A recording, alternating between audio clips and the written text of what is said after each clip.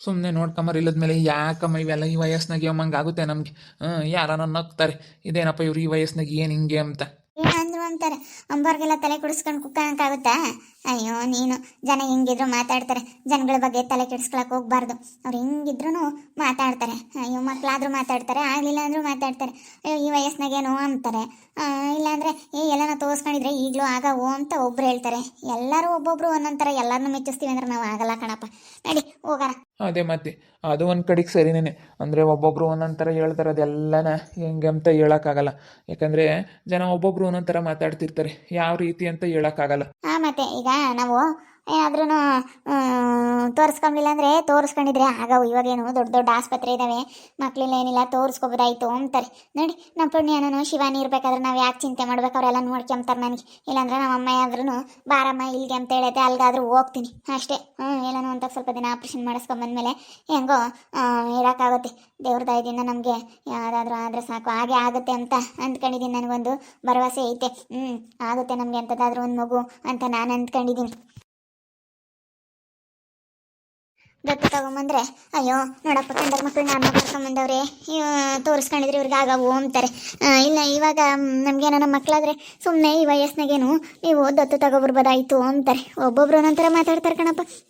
ಅಯ್ಯೋ ಜನಗಳು ಹೆಂಗೆ ಅಂತ ಹೇಳೋಕ್ಕಾಗಲ್ಲ. ಒಬ್ಬರು ಮನಸ್ಥಿತಿ ಒಂದೊಂಥರ ಹೆಂಗಿರುತ್ತೆ ಅಂತ ಹೇಳೋಕ್ಕಲ್ಲ. ಒಬ್ಬರು ಒಂದು ಹೇಳಿರಿ ಇನ್ನೊಬ್ರು ಒಂದು ಹೇಳ್ತಾರೆ. ಎಲ್ಲರೂ ಕೇಳೋಕ್ಕಾಗುತ್ತಾ? ನಾವು ನಮ್ಗೆ ಇಷ್ಟ ಬಂದಂತೆ ನಾವು ಮಾಡ್ಬೇಕಷ್ಟೇ.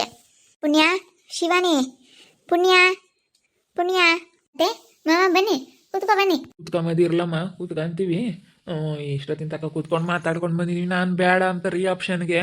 ಅದಕ್ಕೆ ನಾಳೆ ಹೇಳವ್ರೆ ಡಾಕ್ಟ್ರು, ನೋಡ್ಕೊಂಬರ ಯಾರು ಅಂತಂದೆ. ಅದಕ್ಕೆ ನಮ್ಮ ಪುಣ್ಯನು ಶಿವಾನಿ ಇದ್ದಾರೆ, ಅವರೇ ನೋಡ್ಕೊಂತಾರೆ ಅಂತ ಹೇಳ್ತಾವಳಪ್ಪ.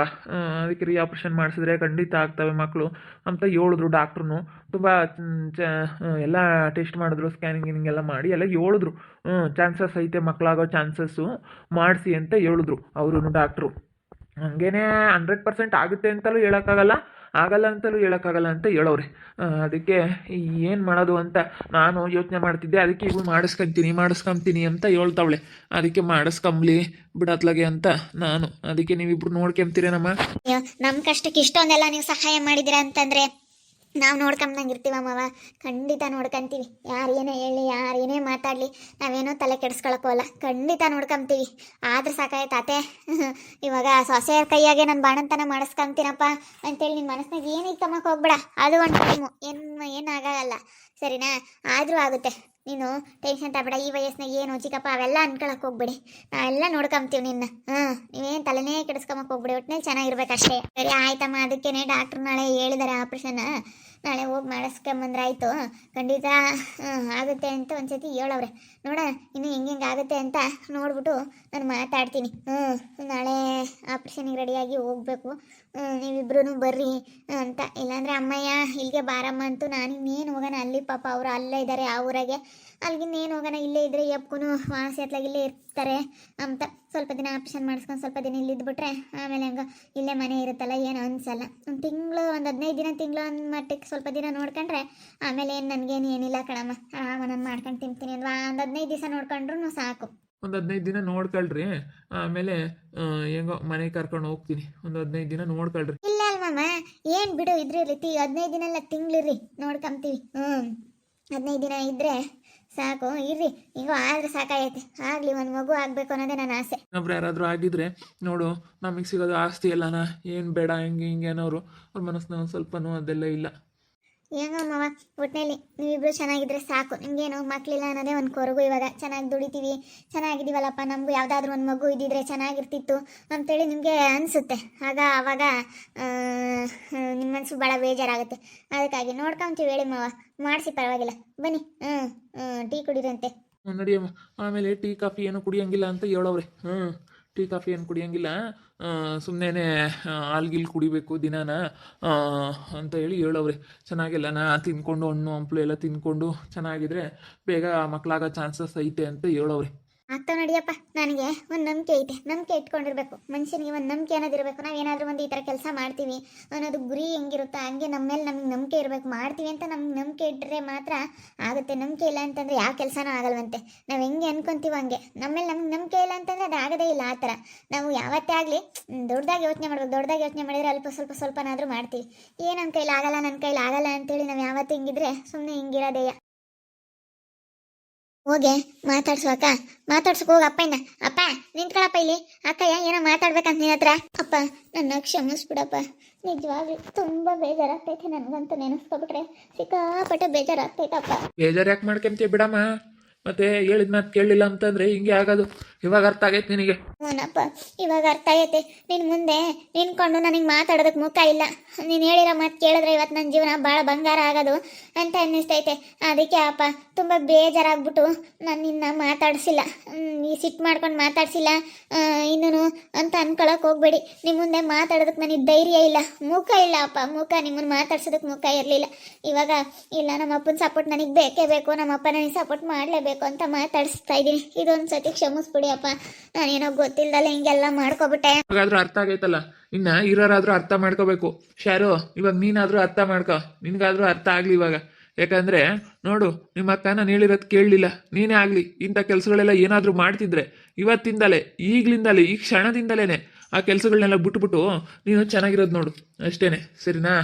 ನೀನು ಚೆನ್ನಾಗಿರೋದಕ್ಕೆ ಟ್ರೈ ಮಾಡು. ಚೆನ್ನಾಗಿರೋದಕ್ಕೆ ನಾವು ಹೇಳಿದ್ದ ಕೇಳ್ಕೊಂಡು ನೀನು ಚೆನ್ನಾಗಿದ್ರೆ ನೀನು ಚೆನ್ನಾಗಿರ್ತೀಯ, ನಿನ್ನ ಜೀವನ ಚೆನ್ನಾಗಿರುತ್ತೆ. ಸರಿ ಆಯ್ತಪ್ಪ, ಆಯಿತು, ಚೆನ್ನಾಗಿರ್ತೀನಿ.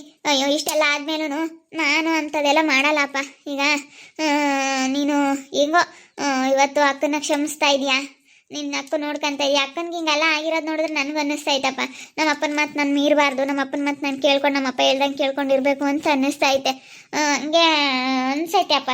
ಯಾವತ್ತು ಅನ್ನಿಸ್ತು ನಮ್ಮ ಅಕ್ಕ ಯಾವಾಗ ಜಗಳ ಆಡ್ಕೊಂಡು ಇಲ್ಲಿಗೆ ಬಂದ್ಲು ಅವತ್ತೇ ನನಗೆ ಅರ್ಥ ಆಗ್ಬಿಡ್ತು ನಮ್ಮ ಅಪ್ಪ ನಮ್ಮ ಅಮ್ಮನ ಮಾತು ಕೇಳಬೇಕು ಅಂತೇಳಿ ನನಗೆ ಅರ್ಥ ಆಗ್ಬಿಡ್ತಪ್ಪ. ಕ್ಷಮಿಸ್ಬಿಡಪ್ಪ, ಅಕ್ಕನ ಪರವಾಗಿ ನಾನು ಕ್ಷಮೆ ಕೇಳ್ತಾ ಇದ್ದೀನಿ. ಅಪ್ಪ ನನ್ನ ಮೇಲೆ ಏನೂ ಸಿಟ್ಟಿಲ್ಲ ತಾನೆ? ಸಿಟ್ಟಿಲ್ಲನೇನಪ್ಪ? ಸಿಟ್ಟಿಲ್ಲ ಬಿಡಮ್ಮ ಮಗಳೇ, ಬಿಡು. ನನಗೂ ನನ್ನ ಮಗಳು ಚೆನ್ನಾಗಿರ್ಬೇಕು, ನಮ್ಮ ಮಕ್ಳು ಇಬ್ರು ಚೆನ್ನಾಗಿರ್ಬೇಕು ಅಂಬದು ನಮ್ಗೆ ಆಸೆ ಇರಲ್ವೇನಮ್ಮ? ಇದಾರಿಬ್ರು ಹೆಣ್ಮಕ್ಳು, ಈ ಒಳ್ಳೆ ಮನೆ ಕೊಟ್ಟು ಮದುವೆ ಮಾಡಬೇಕು. ಶರತ್ ಹೆಂಗೋ ಅವನು ಬುದ್ಧಿವಂತ ಆದ, ಹೆಂಗೋ ಇರೋರಿಬ್ರು ಹೆಣ್ಮಕ್ಳನ್ನಾದ್ರೂ ನಾವು ಒಳ್ಳೆ ಮನೆ ಕೊಟ್ಬಿಟ್ಟು ಮದುವೆ ಮಾಡಿ ನಾವೊಂದು ಒಳ್ಳೆ ಹೆಸರು ತಗೋಬೇಕು.